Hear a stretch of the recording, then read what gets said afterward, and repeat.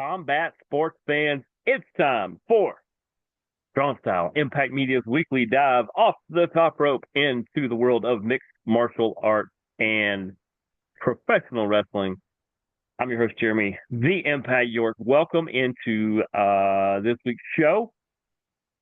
I've got some special things coming up a little bit later on in the spring that I think you guys are going to enjoy. A little way to vamp up this show. I think you guys are going to enjoy that. But until then, I am here to talk about all things professional wrestling and MMA.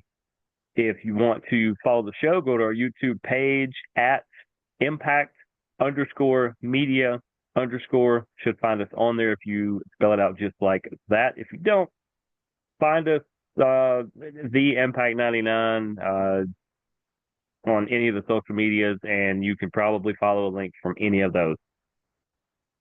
Tonight, we clearly are going to talk some TNA Sacrifice, some Raw and SmackDown, NXT Roadblock. Going to talk some UFC, and I'm going to tell you a little about the Lucha ATL show that went to on Sunday. I think that's everything I needed to. So let's get into it. I want to start with BKFC. Their event in Philadelphia is happening tomorrow night. That's Friday night. At the 2300 Arena, otherwise known as the ECW Arena, or that bingo hall as people used to call it. But hey, that place is going to get loud. That place is going to get loud. I think they call it the 2300 Arena because that's how many people it will hold. It's the ECW Arena. I got to go with Brian Socha there. It's the ECW Arena, Brian. I'm right there with you. It's not called anything else. But just want to talk about the main three fights on that one. All these fights are always great. There is no, I say it all the time. There is nothing like an Invicta fight night. There's nothing like a PFL fight night. There is nothing like UFC fight night. There is nothing like a BKFC fight night. If you get a chance to go see these live, you got to do it. You got to do it. You got to do it. Just unlike anything else. Every one of them do it a little differently, and every one of them do it masterfully. Masterfully. These are such great events to go to. But BKFC Philly, Knucklemania 5 was just there at the Wells Fargo Center back in January. They go back to the smaller arena here. This is more of a homecoming show for them. BKFC, this is more of a homecoming for a lot of BKFC. So let's start with the main event. You're going to get Dustin Paige, I hope I'm saying his name correctly, and Andrew Angelcor, or Angelcor? Angelcor. I think it's Angelcor. My goodness. This is going to be a Donnybrook of fisticuffs if there ever was one. Dustin comes in at 3-2 in bare knuckle. He actually beat Joe Elmore, who is a local favorite here in Atlanta. Saw him at the Atlanta show. He has some big-time wins, has a couple losses as well, and he will face the 3-0-1 in bare knuckle Andrew Angelcor. My goodness, former MMA guys that love to throw bombs, and they are going to do this in this main event.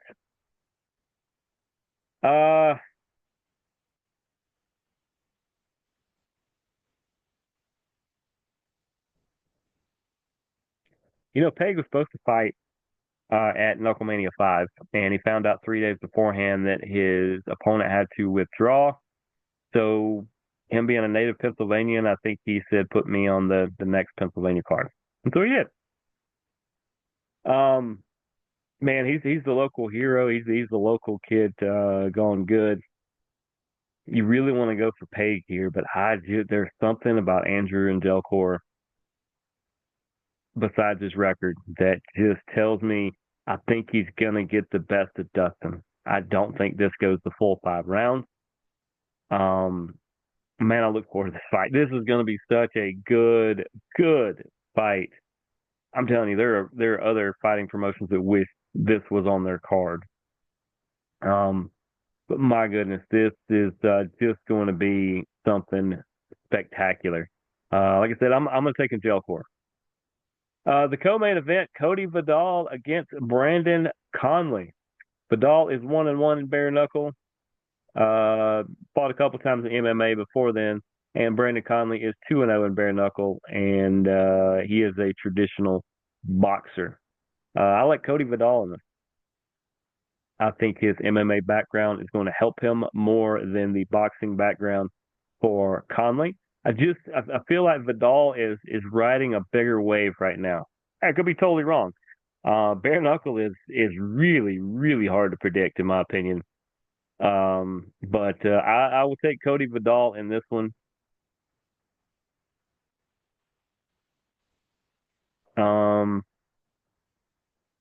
I think Vidal is from Pennsylvania originally. I think he trains out in California, but I think Vidal is going to have this one. And then finally, the featured fight on the card: John Garbarino versus Michael Jones. Garbarino is 1-0 in bare knuckle. If you remember, the last time he won, he proposed to his girlfriend. I believe he said sometime next summer is potentially going to be the wedding date there. He's also a 4-1 MMA fighter. Michael Jones has yet to win in bare knuckle. He's 0-1. He's yet to win in MMA. He's 0-2. Doesn't mean he's a slouch of a fight. Garbarino could be that next star, that next face of bare knuckle. Bare knuckle BKFC needs a Garbarino, also a local kid. I believe from his roof. If you watch the BKFC, you can see the Wells Fargo Center.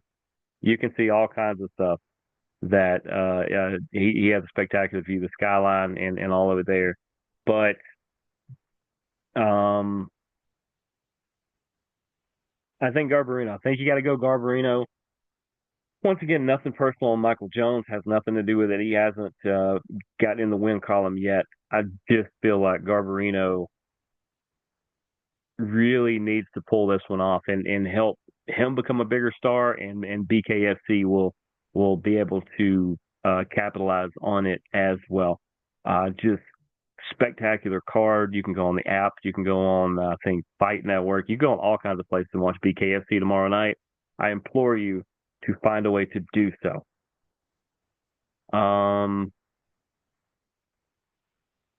What else? Let's talk some UFC.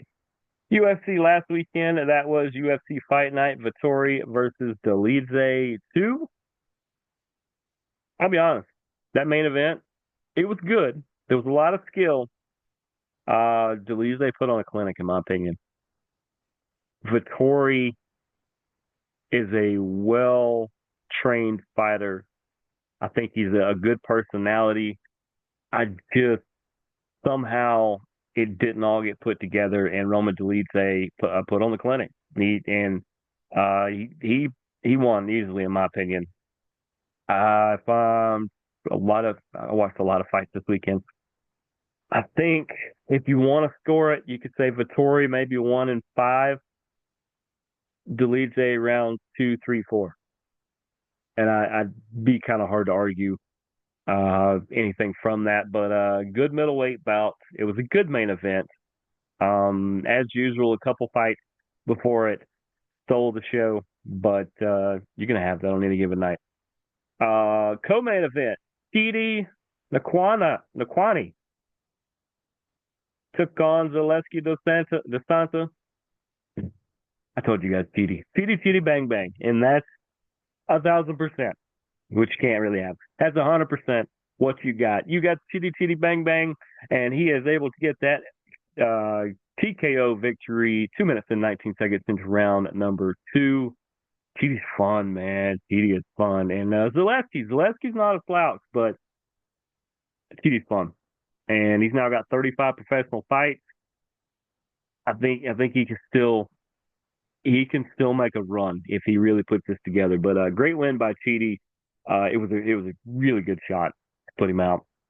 And let's move on down the card. Alexander Hernandez, unanimous decision over Kurt Holoball. Solid fight.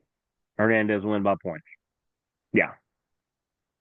Damon Blackshear with that big time submission win over Cody Gibson with the Kimura lock. what about a minute to go before the end of the second? There it is, 4:09 in round number two. Beautiful. Love the Kimura lock. I think enough people don't do it, but it's hard to pull off because if they slip out, you're kind of in a vulnerable spot for a second, and it can kind of come back on you. Um, Not to be done, the very fight before it, Brinson Ribeiro gets the round 2 minute 28 stoppage by Kimura lock. It was a Kimura. You get a Kimura lock, and you get a Kimura lock. You know, if this was Oprah on the couch, I guess everybody's getting a Kimura lock today. You're welcome. But he was against Dayar Ngozi. It was beautiful. It was beautiful. I like Black Shears a little better, but Brinson Ribeiro, well done. Well done. And finally, last on the main card, you got Kevin Vallejos versus Sengwoo Choi. Gets TKO victory there by punches by Kevin Vallejos. That was 3 minutes and 9 seconds into round number one. He had Choi on the ropes from the beginning. And well done. Well done. Just to go over a few, the TKO win for Valdo Cortez Acosta over Ryan Spann. Carlos Vera with the submission win over Josias Musasi. The Sam Hughes Stephanie Luciano fight was pretty good. Sam Hughes win by split decision. I think it was fair. I think if you really pick either one of them. So Sam Hughes, okay, so you got the benefit of the doubt in that one. Andre Lima with a submission win over Daniel Barres. What was the other? Oh, both other fights right before that. Priscilla Cotera with the TKO win over Josiane Nunez, and Carly Judice against Unizi Dubin with that big TKO there. Lots of this is why we're going to continue. This has been debated here, and we listened to some of you guys with your questions and comments, suggestions about should we just talk UFC main event? I mean, just UFC the big shows. And I said we got to talk about the fight nights, and we got to talk about all of them because some of these fight night cards are better than the pay per view. The pay per views a lot of times are really good, but I mean we had what 1, 2, 3, 4, 5 TKO victories. 1, 2, 3, 4 submissions, a split decision, and 1, 2, 3 unanimous decisions. Lots of finishes. That's what the audience likes. Now, look, hey, a win is a win. You get paid by the win, not necessarily how you do it. Now, granted, if you have some pretty exciting wins, you can probably get a bigger bonus with them. But hey, a win's a win. You win how you can win, you know. But it helps when you get these finishes like that, and they absolutely delivered. Now, this weekend, you're getting another fight night where it's going to be Leon Edwards against Sean Brady. Where is this one? This one's in London at the O2 Arena. Okay. So even though it's a fight night, it's on location. I feel like when Atlanta, Georgia gets the next UFC event, I believe it will be a fight night. And I can't wait. I can't wait. There are some great, great fighters that could be on that card. I will be honest, Dana, since you are listening, because this is probably your favorite show on YouTube. Thank you, buddy. I will selfishly say that I would like to see Austin Vanderford fight right here in Atlanta. That's just my opinion. But this is all ESPN Plus. I believe it is. So let's talk about it. Main event, Leon Rocky Edwards takes his 22-4 record and his plus 135. He's a dog in this. Against 17-1 Sean Brady, who is a minus 160. That's a lot closer than you think it is.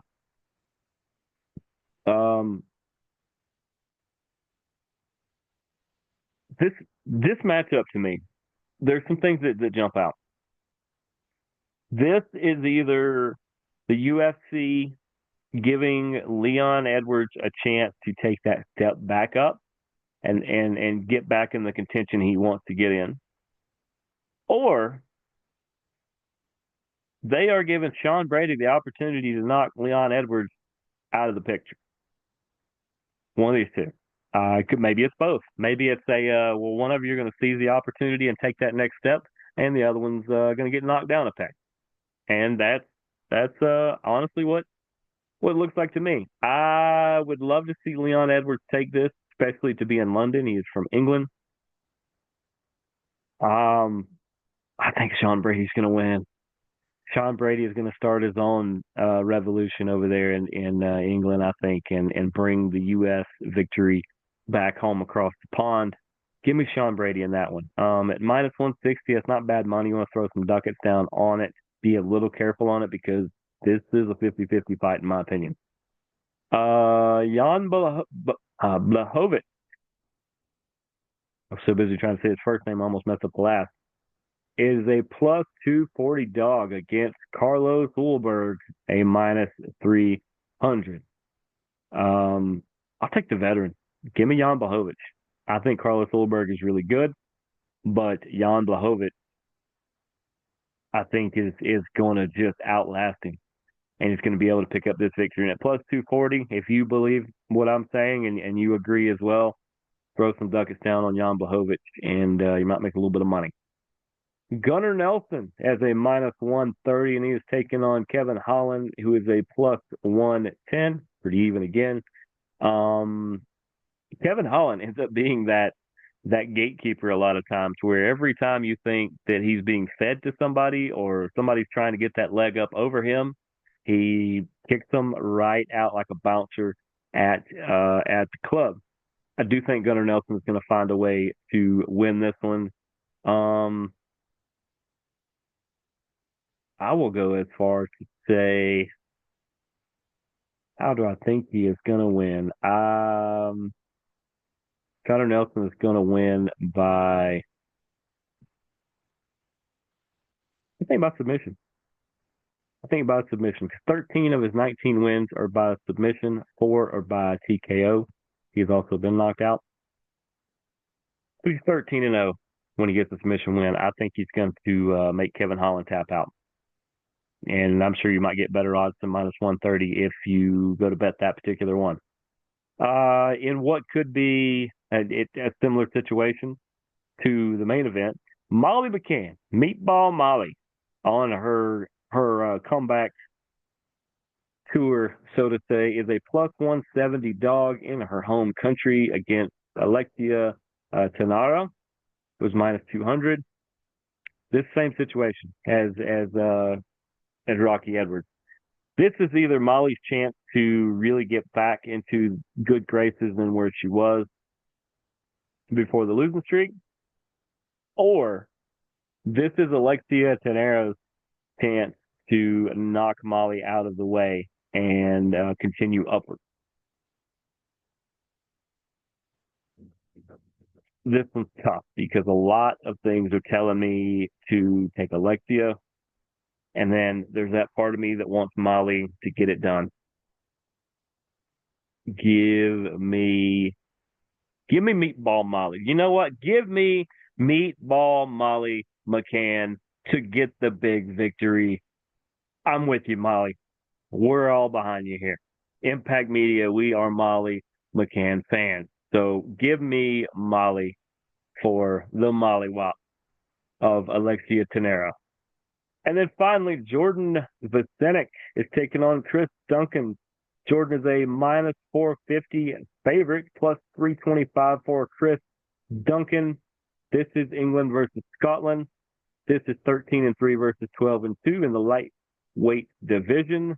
This might steal the entire card. I think these two are going to beat the brakes off each other for 3 rounds. And I think in the end, give me Scotland over England. Chris Duncan will get the unanimous decision win. Other people fighting on the card of note, Nathaniel Wood, Jai Herbert, Chris Padilla, Felipe Dos Santos, Marcin Tibura, um, Shauna Bannon, and Puja Tamar, I believe. That's gonna be fun. Nathan Fletcher's on there as well, and Giro Kuchataleze. That's all fun people there. It's definitely want to definitely want to check those out. All right, let's get into some NXT roadblocks. And they follow the WWE model of let's just have 5 matches and let's let them go out and have time to tell their stories. And they pretty much did. The Hardy Boys defeated Nathan Frazier and Axiom to keep their TNA tag team titles. We're not to the point of losing your title as the away team. We're getting there. But it was a solid matchup. The Hardys can still go. And Fraxium are pretty. I mean, they're a good, solid team. I don't know that they're as good as they say they are, but they're a really good team, and I really think they don't know what else to do with them, so they stuck them together and just let them keep running over people because there's a lot of established tag teams now at NXT, and it seems like none of them are ever in the mix. Jordan Grace gets a much-needed win over Roxanne Perez. This was honestly one of my favorite matches of the card. I liked all of them for different reasons, but Jordan and Roxanne really have a good chemistry. I knew Roxanne could lose and it wouldn't hurt her much, and it really didn't. I think she's going to get called up sooner rather than later. Maybe that's the blow-off match right before WrestleMania where Jordan Grace and Roxanne Perez go one more time. But this was really good. It really showcased a lot of stuff Jordan could do, and Roxanne was the perfect dance partner. Oba Femi defeated Moose by pinfall. This was probably my second favorite match, which is crazy because of all the talent that was on this particular card. But Oba's going to be a really, really big star one day. He's going to be a really, really big star. I think he'll have a pretty good title run here. He may lose it and then gain it and then lose it and then gain it.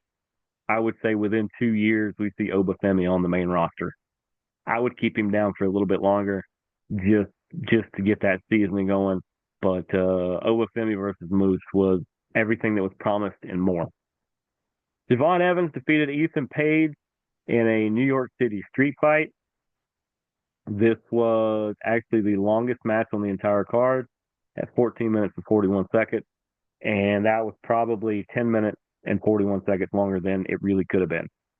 It was okay. It was a little clunky. We kind of knew Javon was more than likely going to win because Ethan can win or lose and it's fine. Ethan did a good job of putting Javon over.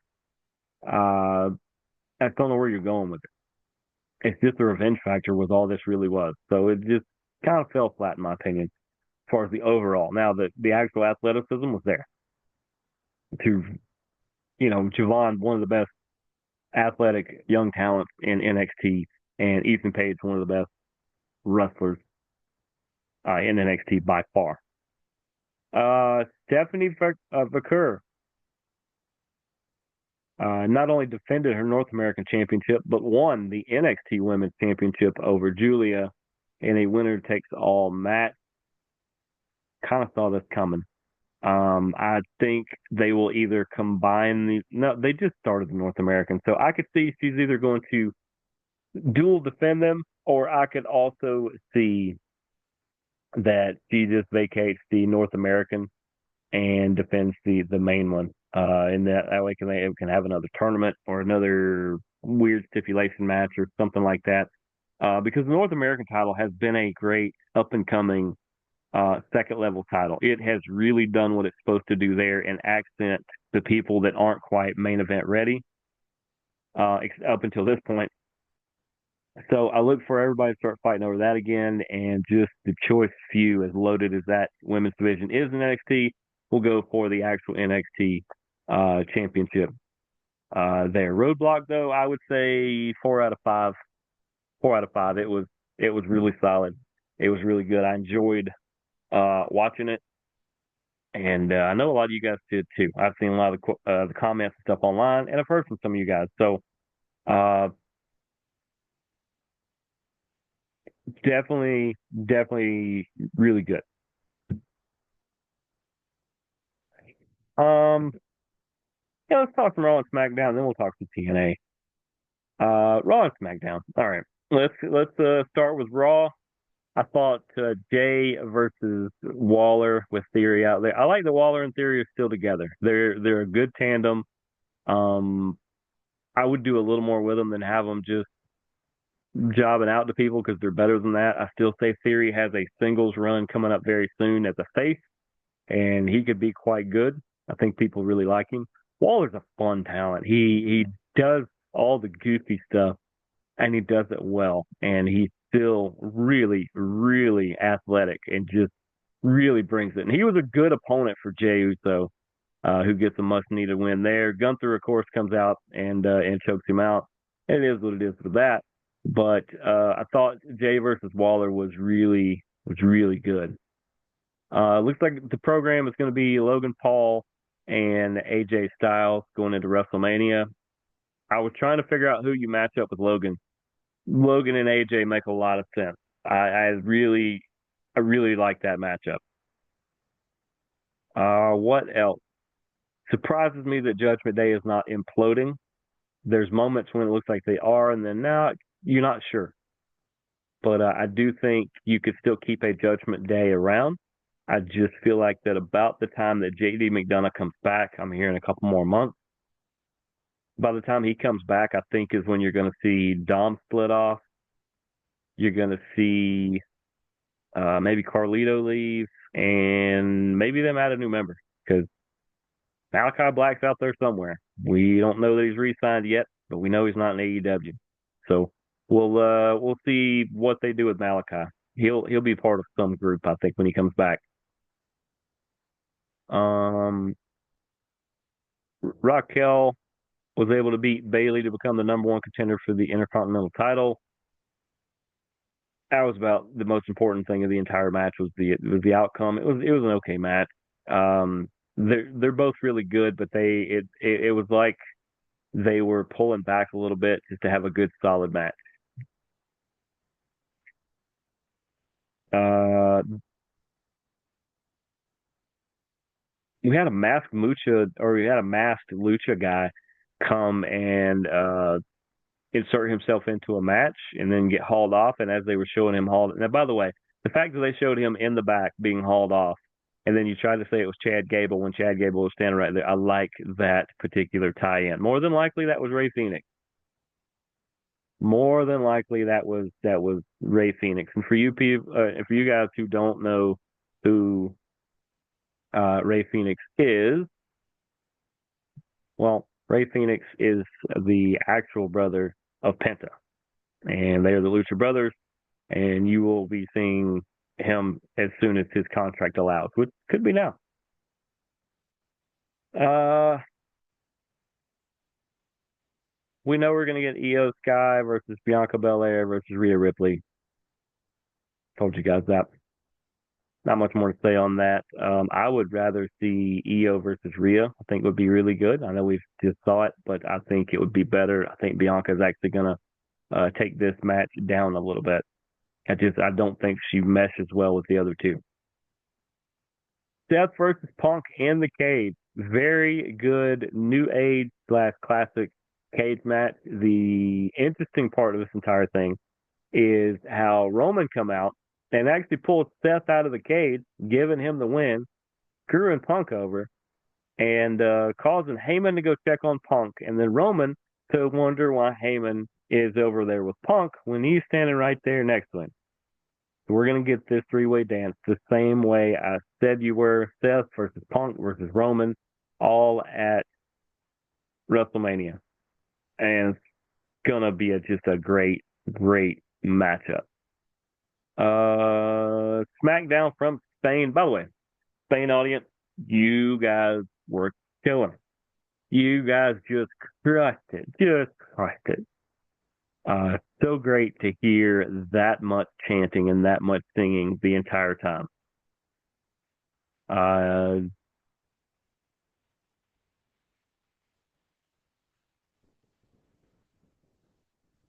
there was a big multi-man match that opened it up. It was just for the sake of getting LA Knight, Jimmy, and Strowman in there and getting Solo, Fatu, and Tamatonga in there. Nothing really to write home about as far as any sort of story-based thing. Shout out Kathy Kelly, who had an all-star night with all of the things she was doing in the back between Jade Cargill and Liv and Raquel showed up.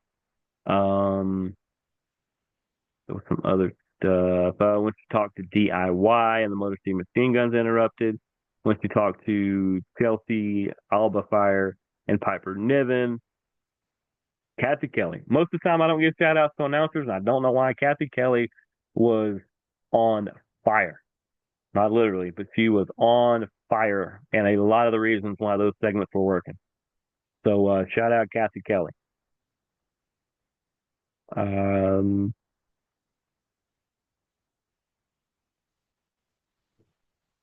Priest and Shinsuke Nakamura had probably match of the night. Having Drew tie in there in the end was really good. Drew and Priest is going to be fun. That is a throwback to two big monsters. That's Godzilla versus um, King Kong. That's awesome. What else was honestly, Randy Orton and Carmelo Hayes. It's a weird matchup, but it worked. Carmelo definitely got the rub, even though he got the loss, and Randy was able to get a piece of Kevin Owens before they were split up towards the end. Now, I said match of the night was probably um, match of the night was probably Shinsuke and Priest. Well, Gunther and Axiom was really close. Gunther come out there and called out Axiom, who's the local hero. He is from Spain, I believe, and they actually had a just killer match. It was awesome, absolutely awesome. Other than that, you'll hear, I believe next week you'll hear from me and Daniel on kind of a halfway to WrestleMania kind of review show. We wanted to, we said that on the last show that it was about halfway through since it was going to be 6 weeks till Mania. So about 3 weeks in, we wanted to come in and just kind of see where things are and see what we think of what's going on up to that point. So you'll hear from us next week more than likely on that one, if not the following week. We haven't quite pinned that down. One of the next 2 weeks though, you'll hear kind of the report card up to this point. Kind of see where things are at. Let's go to AEW Dynamite. It's always good to have Kenny Omega back. We know now that he has won the international title. I think he's won the international, and then the continental title is with Okada. That these two are going to face off probably one last time. I think Okada's got about a year in him before his contract will probably run out, and he'll probably go back to Japan and possibly call it a career. But Omega Okada, we're going to see that, and you're going to get them merge those belts because there's way too many men's belts over there. Other than that, good to open the show with Kenny Omega. Um, I'll be honest. Moxley by himself, I liked a lot better than when he was heading up the group. I felt like he makes a little more sense when he's been a little more erratic and a little more chaotic, which is kind of where he is right now. But him by himself, kind of in semi panic mode, is very entertaining, and I enjoy it a lot more than when he's heading up the Death Riders. Because to me, the Death Riders, outside of the first 2 or 3 weeks they were a group, I don't think they've done anything meaningful since. He won the title, and so what? It's like they had a mission and they abandoned the mission to get the title. Why you could have done both. You could have stuck with it It didn't make a lot of sense to me. So, kind of is what it is with that. Um, Tony Storm versus Megan Bayne, if that is the next big time feud, sign me up. That could be a 2 or 3 month program as well. I hope it is. Megan Bayne is really good, really polished. Tony Storm might be best on the planet right now. She is just off the pages, fantastic. And they keep kind of teasing these two running into each other, so that could definitely be a good thing. So they've started this, I don't know, kind of tournament qualifier or whatever. We got to see Mike Bailey, who has shown up recently in AEW. Mike Bailey and Mortos took on each other. It was solid, and Mike Bailey ends up with the win, so he moves on to this tournament. Um,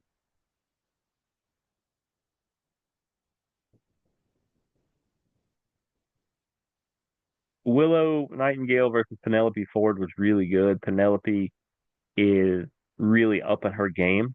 I really wish they keep her and Megan Bayne kind of meshed together because I think they definitely have a good chemistry as to watching each other's back. And Willow Nightingale is just really, really good.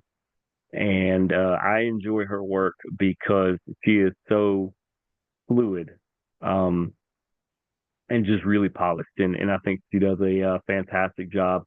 And I know you guys too do too. That's one of the main discussions I've had with people is Willow Nightingale, and look forward to whatever they come up with for her. If I'm going to give Kathy Kelly her flowers for all her backstage work, Renee Young is the best for a reason. And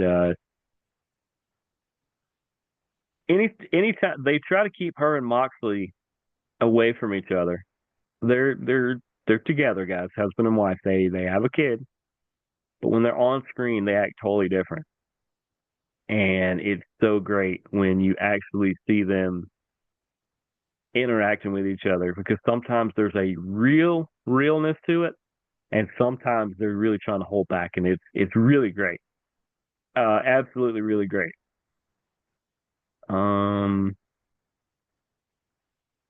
Another tournament match. That's what it was. It was Orange Cassidy. He took on.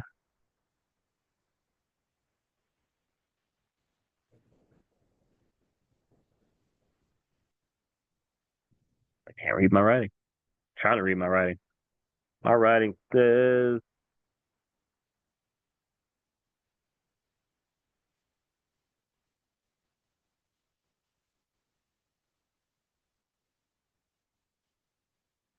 I really don't know. But Orange Cassidy ended up winning, and Mike Bailey come down there to help him out. Mike Bailey versus Orange Cassidy would be really fun. Lot of random fun strikes and attacks that you just don't see other places. Be honest, Collision has become the cleanup show. There's usually not a lot of big time impact storylines on it. Impactful, that's a better way to say it. So it kind of is what it is. I could tell you about the tag match or some of the other, but Collision was really solid. Unfortunately, it's usually where Harley Cameron is, and I feel like she should be a main show star. And instead, she was wearing a hologram mask this week, which she can pull off, and she's really good at pulling off that comedy stuff. But her work has been off the charts as well, and we definitely appreciate all of that.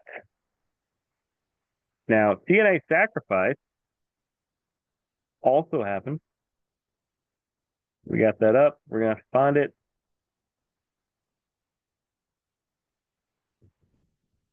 We're gonna have to find it. All right. See if we can get that up on here. There we go. TNA Sacrifice happened over the weekend.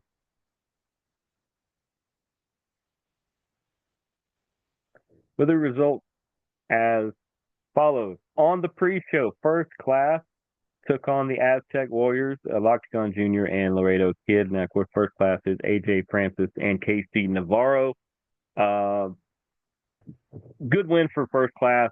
I don't know what they're doing with him. At one point, they were pushing AJ Francis as a potential main event player, and then it's just like it stopped.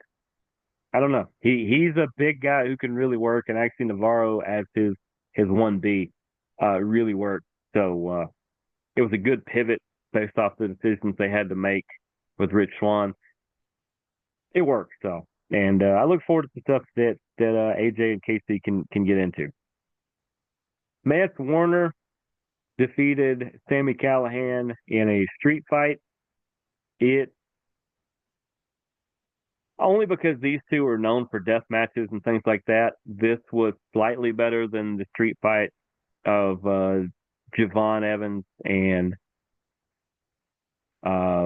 Ethan Page, but I don't know. It's Mance and Sammy are just known for these deathmatch type stuff, and it's hard to find a place on the card, in my opinion, given all the rest of the talent.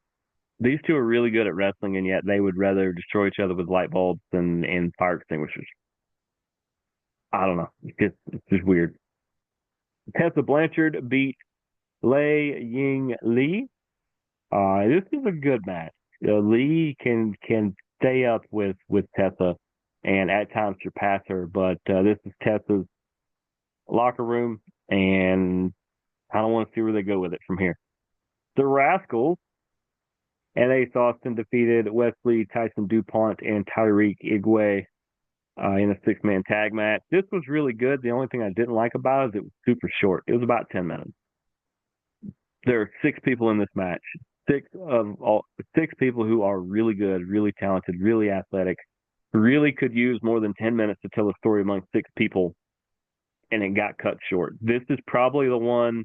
Something probably ran long early. Probably the Tessa or the matches, and this unfortunately got cut. Steve Macklin defeated Frankie Kazarian, two veterans. I don't know why Steve Macklin is not in the world title picture. I would, if it wasn't for Joe Hendry, to me, Steve Macklin should be the champion. Just my opinion.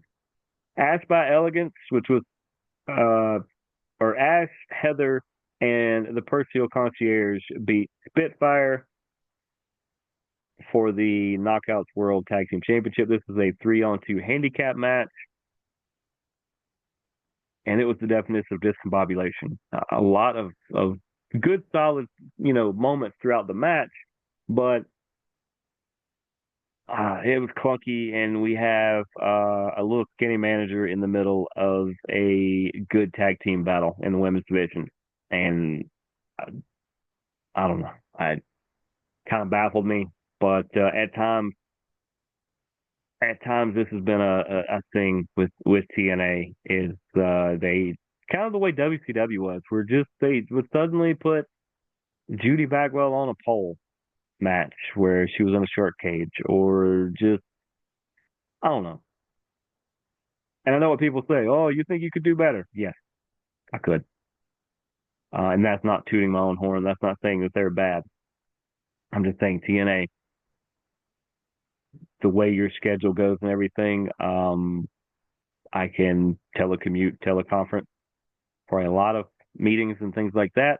And if you want to once every couple of weeks to fly into somewhere for all of the tapings or for all this, I would have no problem. And you guys would probably like my price. And I stand by the statement that give me 30 days. And things aren't better in 30 days, let me go. That's all I say. Just 30 days. What's it hurting, Mustafa Ali, with help from his entire cabinet, that's what I'm going to call them, beat Mike Santana. This was one of the better matches of the entire card. I didn't have a problem with it going 13 and a half minutes. I felt like it could have even went longer. But Ali and Mike Santana are long from done from destroying each other. I just want to see it where it's a one-on-one and you don't have all of the distractions out there. But we go to Masha Slamovich, who beat Cora Jade for the to retain the TNA Knockouts World Championship. Once again, we're not to the point of the away team or the other company winning your company's belt. We're not there yet. Cora did pretty well. Her and Masha are actually a pretty good matchup. Somebody's going to beat Masha. I don't think it's going to be an NXT person right now. It's probably going to be Tessa Blanchard. Although Tessa versus NXT is kind of weird. I think Masha is a good way to do that. Moose beat Jeff Hardy in a ladder match for the TNA X Division Championship. Where did this match come from? I swear I watch every week. I don't swear. Try not to swear. I I I watch every week, and this, like, did you just forget that he didn't have an opponent, and then all of a sudden Jeff Hardy decided to do it? Because uh, then that took both of them out of the next match, and they both made better sense to be in the match. But it was a ladder match. Moose is really good. This match went long though, 16 and a half minutes. I think it cut into your main event, and you need a lot of time for your main event. But Joe Hendry, Matt Hardy, Elijah, Leon Slater, and Nick Nemeth all defeated the System in a 10-man tag team match. The System being Eddie Edwards, Brian Myers, JDC, and the Colognes, Eddie and Orlando. That wasn't the biggest part of the match. Um,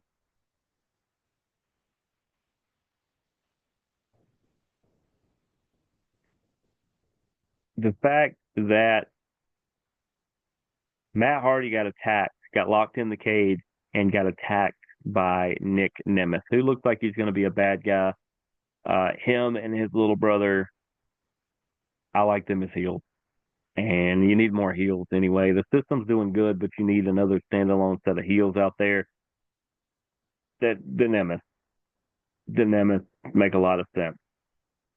What was the other thing? Oh, Last Legends of Cara Jackson were there from Metaphor. It's hard to call them Metaphor anymore because the other two aren't there. So Last Legends of Cara Jackson were there. I could see them and Spitfire.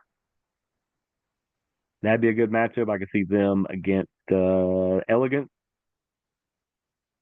But overall, TNA Sacrifice, good solid show. I give it a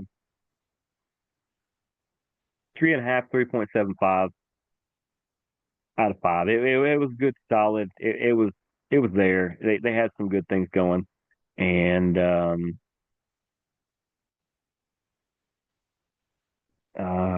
what else? Oh, Mucha Lucha. So on Sunday, I went to Mucha Lucha ATL. Ricardo and crew once again put on a stellar event. Um, I have a new favorite faction, La Sangre Controversial, which is Salazar de la Muerta. It is well, I'll show you who they are because these are my new favorite things too. You got Salazar de la Muerta from Puerto Rico. You have La Brava Escobar, and you have Romeo Caveda. And yes, these are one of ones, by the way. These are, I didn't pull these out of a pack. That is one of my new favorite things, and they are, you can't see behind me, but I've got them displayed prominently. Um, but yeah, they are my new favorite faction. You should follow them all on social media. I hope to have them on the show at some point in the very near future. I am working on trying to maybe get them to have more local events here because they're out of Florida. Um, honestly, Argus Artois is in the same circle as them, so maybe we can make this a package deal if the right people are listening. That I hope that they are. Hint, hint, wink, wink. But I'm not gonna go through all the matches, but they were fantastic. D3 versus Dante Casanova. Holy cow! Wow. I knew the title that they were fighting for was not going to change hands, but these two did a really good job of convincing me otherwise. Um, there is a guy named Elijah Drago who looks a lot like the fighter Drago, but he teamed up with Mark Davison and they went against Suicide and um,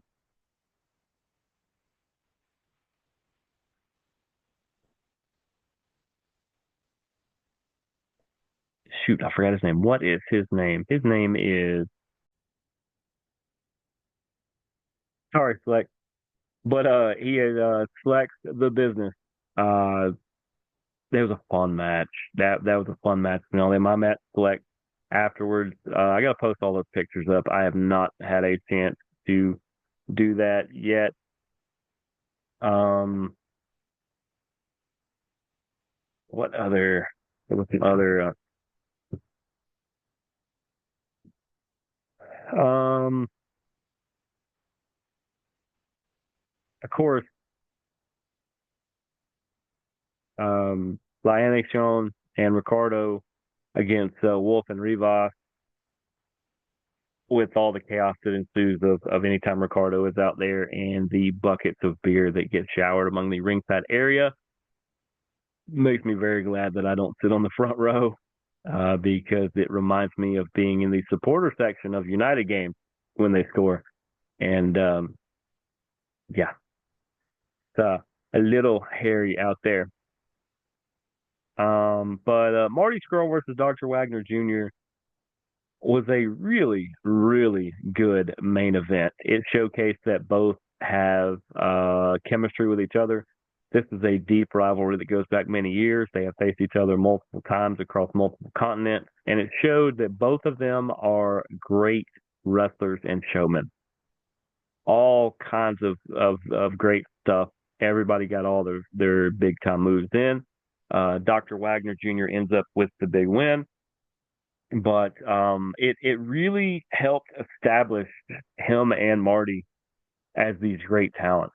And if you get a chance to watch either one of them live, definitely go do that. Mucha Lucha, I'll be honest, probably a 4.25 out of 5. Couple moments it took me a second to process. Nothing detrimental. It took me a second to it, but yeah, 4.25, 4.5. It was pretty close to being a really, really good show. And then of course, Deep South Wrestling this weekend.